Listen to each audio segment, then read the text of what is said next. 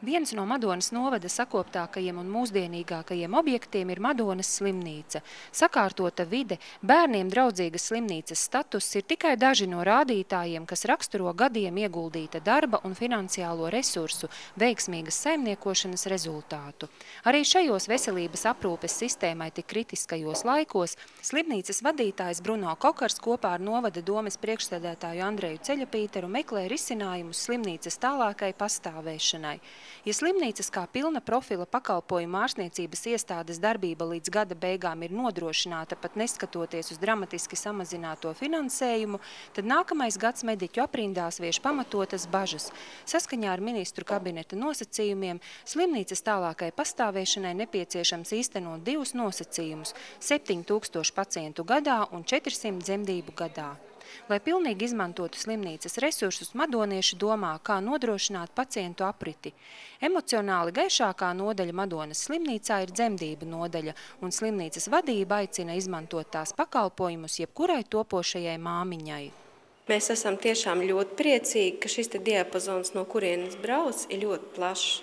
Var teikt, ka tā ir praktiski visa republika, vairāk ir no blakus rajoniem, bet brauc arī no Rīgas, izvēlās mūs un pēc tam aizbrauc ļoti apmierināti ar sniegtajiem pakalpojumiem, ar to, kā viņām šeit ir veicies.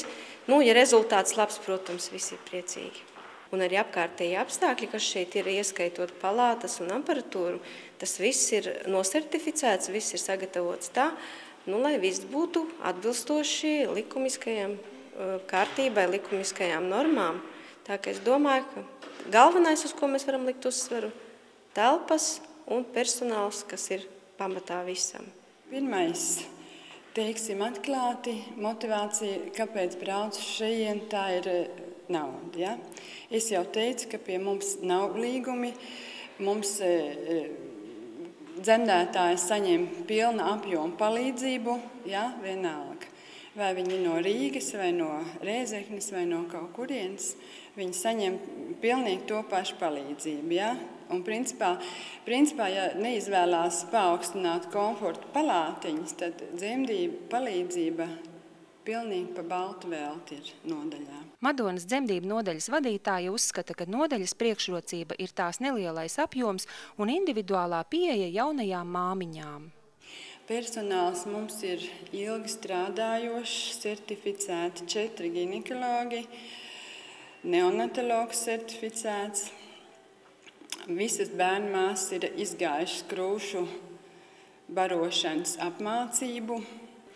Pacientiem ļoti gribās, lai viņš būtu pats galvenais tajā dienā, kad viņš atbrauc dzemdēt, lai viņš būtu vienīgais nodaļā un pats galvenais. Un ņemot vērā to, ka dzemdību skaits mums ir augstākais 4 diennaktī šogad, tad mēs to viņām pilnīgi varam piedāvāt.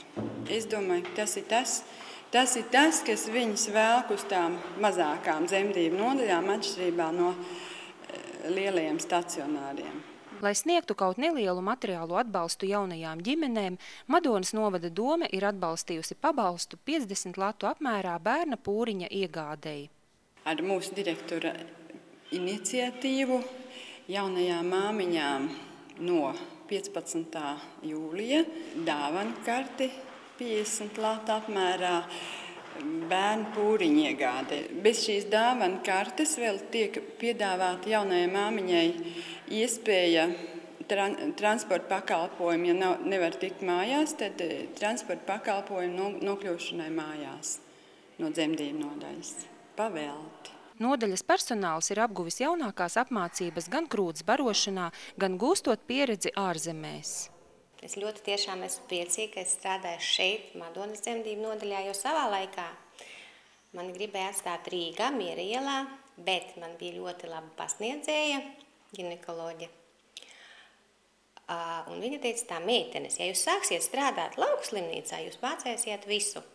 Un ja jūs paliksiet Rīgā, jums vienmēr kāds aiz muguras stāvēs atbalstīs. Bet sākumā, protams, atbalsts ir vajadzīgs, bet, pieredzes būs vairāk. Attīstās arī mūsu dzemdību nodaļa. Paldies, jāsaka, administrācijai, ļoti liels paldies.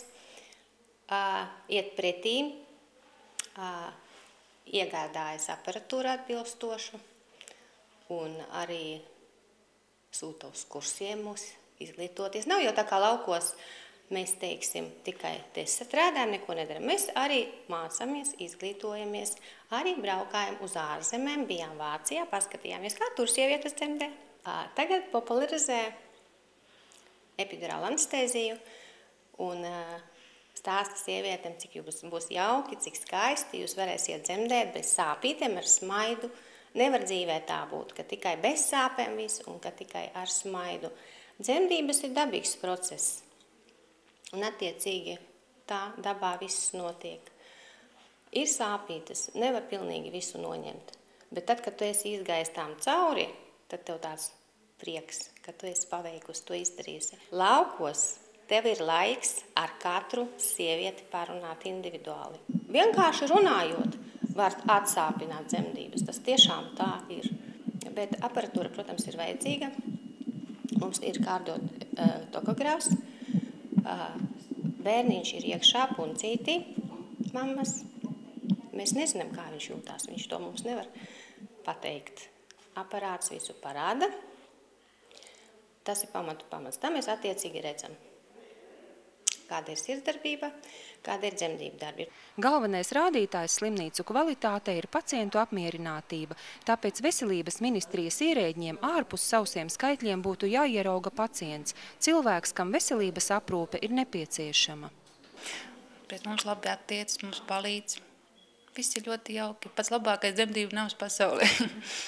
Te, kā saka, nāk pretim, palīdz. Jebkurā gadījumā variet pajautāt, ja kaut kas ir laipnas, kā saka, neatgrūž, palīdz. Šā brīža situācija veselības aprūpē laukos ir tāda, ka slimnīcas pašas meklē veidus, kā pastāvēt. Madonas slimnīcas un novada vadītāji veiks pārunas ar Vidzemes slimnīcu par iespējamas Madonas slimnīcas kā teritoriālas pārstāvniecības izveidošanu.